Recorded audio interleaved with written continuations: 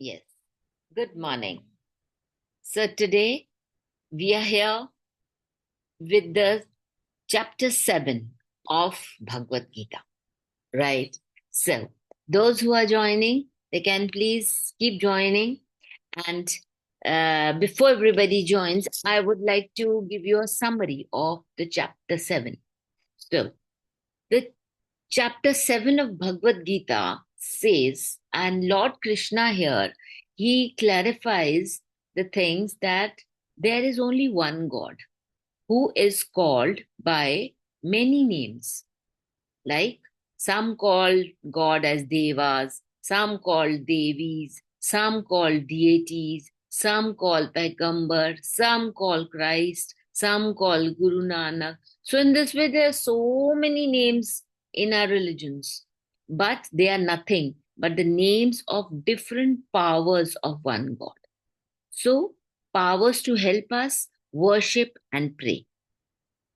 Four types of people worship God. Which types?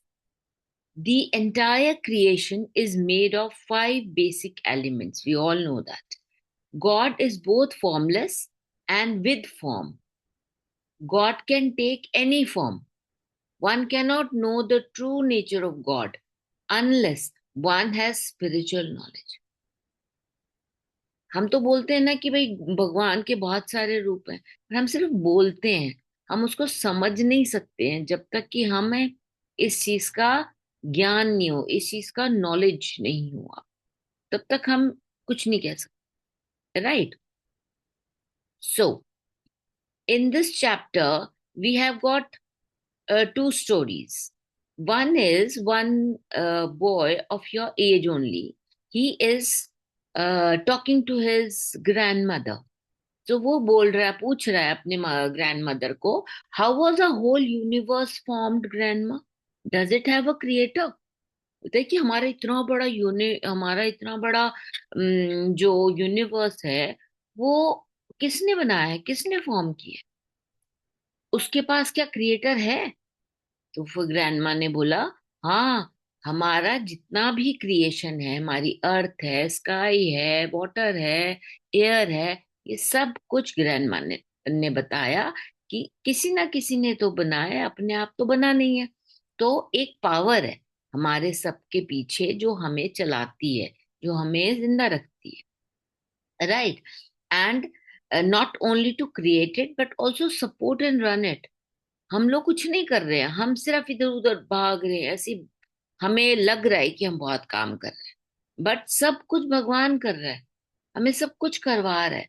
And so हमारे पास जो power है आज, जो हम बोलते हैं हम बड़े पावरफुल हैं, हम बहुत अच्छे हैं, हम बहुत ये हैं, हम बहुत वो हैं, वो सारी पावर किसकी है? भगवान की। अगर हमें भगवान ने ज्यादा पावर दी है, इसका मतलब कि we are doing good work, right? And we call that power of God. और हम इंग्लिश में पावर ऑफ गॉड बोलते हैं, पर वैसे हम कुछ लोग नाम लेते हैं कृष्णा, कुछ कृष्णा बोलेंगे, कुछ ईश्वर बोलेंगे, कुछ भगवान बोलते हैं, कुछ शिवा बोलते हैं संस्कृत में, और अल्लाह बोलते हैं कुछ रिलीजन्स में, कुछ क्रिश्चियंस में फादर बोलते हैं, जेहोवा बोलते हैं। सो इस तरह से बहुत सारे नाम हैं in real sense. And but he himself becomes everything in the universe. और हम मैनिफेस्ट करते हैं उसको एज ब्रह्मा। हम बोलते हैं ब्रह्मा जी हमारे क्रिएटर है। तो ब्रह्मा ने सब और डेटी सारे उन्हें मिलके ये अर्थ बनाई है, और entire universe is the manifestation of God. God ने बोला है कि मेरे को ऐसा वर्ल्ड चाहिए जिसमें सब लोग हों, सब प्यार से रहें, और सब खुशी खुशी रहें, अपनी मर्जी से सब कुछ करें, ठीक है? और इस तरह से भगवान ने ये सब कुछ बोला। तो this is the highest philosophy that you may not understand completely now. अभी आपको चाहे समझ नहीं आ रही होगी क्योंकि आप छोटे बच्चे हो, तो आपको ये जब समझ आएगी जब आप थोड़े से बड़े हो जाओगे। So how does one God become so many things in the universe? तो अब भगवान वो बोल रहा है, जो जय है वो अपनी दादी से पूछ रहा है कि भाई भगवान तो एक ही है, तो इतनी सारी चीजें इस यूनिवर्स में कैसे बना दी भगवान? तो ग्रैंडमा बोलती हैं कि समख्य थ्योरी ऑफ क्रिएशन के अकॉर्डिंगली आत्मा और स्पिरिट ये एक ही चीज है, और नेचर बन जाता है।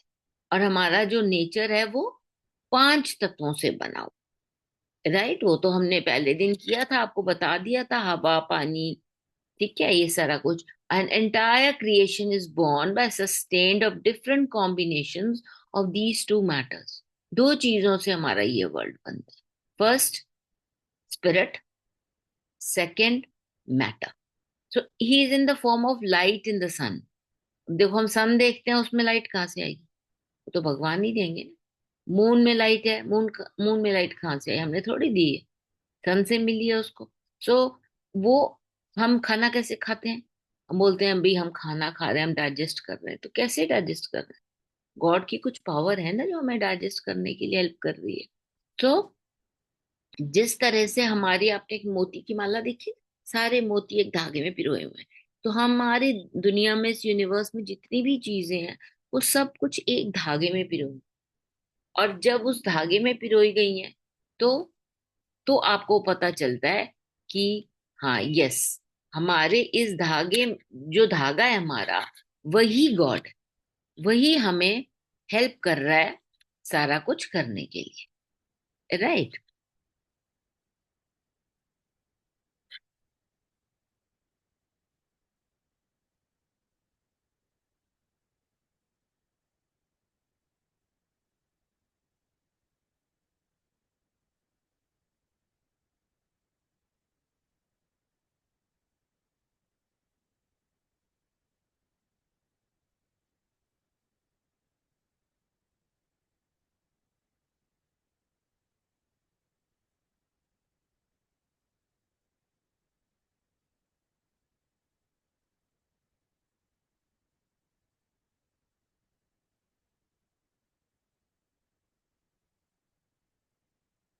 ना,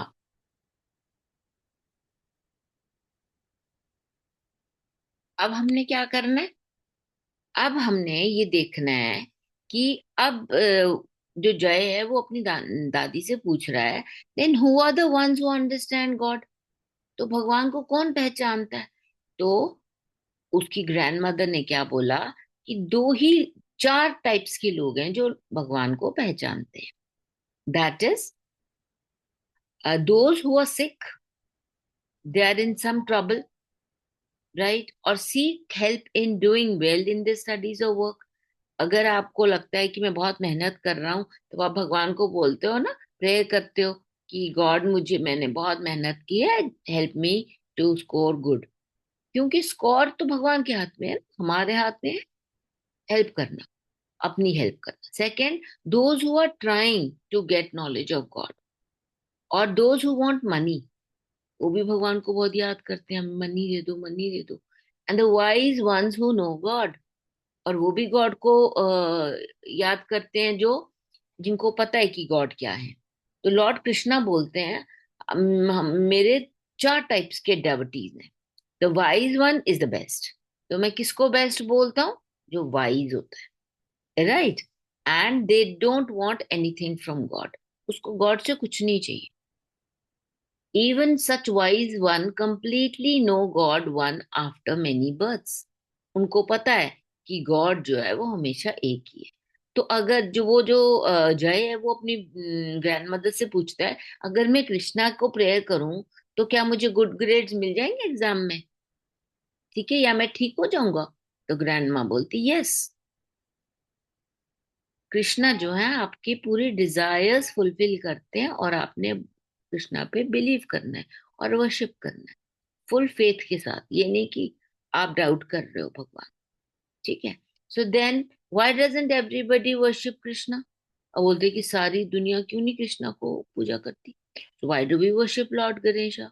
क्वेश्चन तो ठीक था, भाई गणेशा को क्यों प्रे करते हैं हम, हनुमान जी को क्यों प्रे करते हैं हम, सरस्वती की प्रे क्यों करते हैं हम?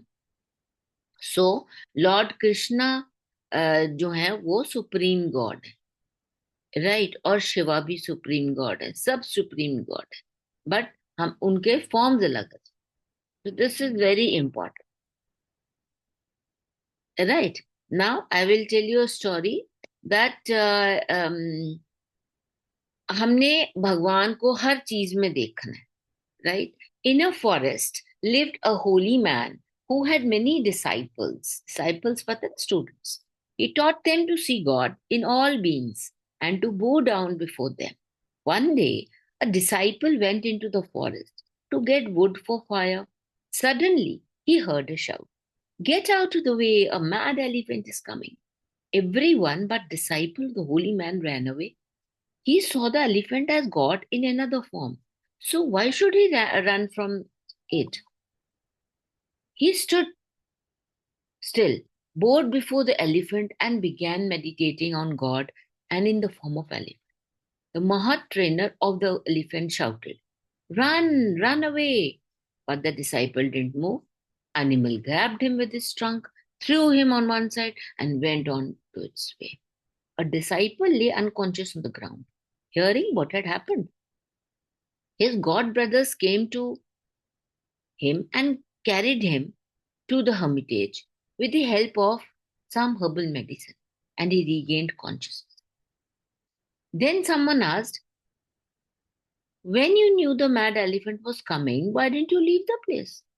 He answered, "Our Guru has taught us that God is in all well being, animals as well as humans. Therefore, I thought that it was elephant God that was coming, so I didn't run away." And at this, Guru said, "Yes, my child, it is true that elephant God was coming, but the Mahat God asked you to get out of the way. Why didn't you trust the Mahat's words? Also, the elephant God does not have self-knowledge that all are God. So God dwells in all beings. God is even the tiger, but you cannot hug the tiger. On that account, be close only with good people and keep away with evil-minded people. Keep away from the unholy, the evil, and the imp." Right? So, one day a 6-year-old girl was sitting in a classroom. Teacher was going to explain evolution to the children. Teacher asked the little boy, "Manav, do you see the tree outside?" Manav said, "Yes." "Go outside and look up and see if you can see the sky." Okay. He returned a few minutes later. "Yes, I saw the sky." "Teacher, did you see God anywhere?" "No." "That's my point. We can't see God because it isn't there. Just hasn't existed." The girl spoke up and wanted to ask the boy some questions. Then the teacher agreed, and the little girl asked the boy, "Manav, do you see the tree outside?" "Yes." Little girl said, "Manav, do you see the grass outside?" "Yes." "Did you see the sky?" "Yes."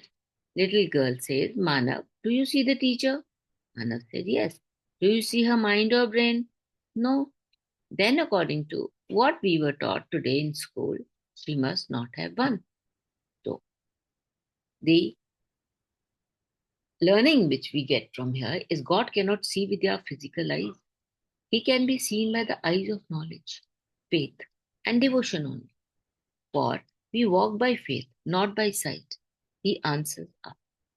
So, for today, this is enough, and tomorrow we are going to come with chapter 8. So, meet you tomorrow, and with happy Lodi and happy Makar Sankranti to all the students. Have a good day. God bless.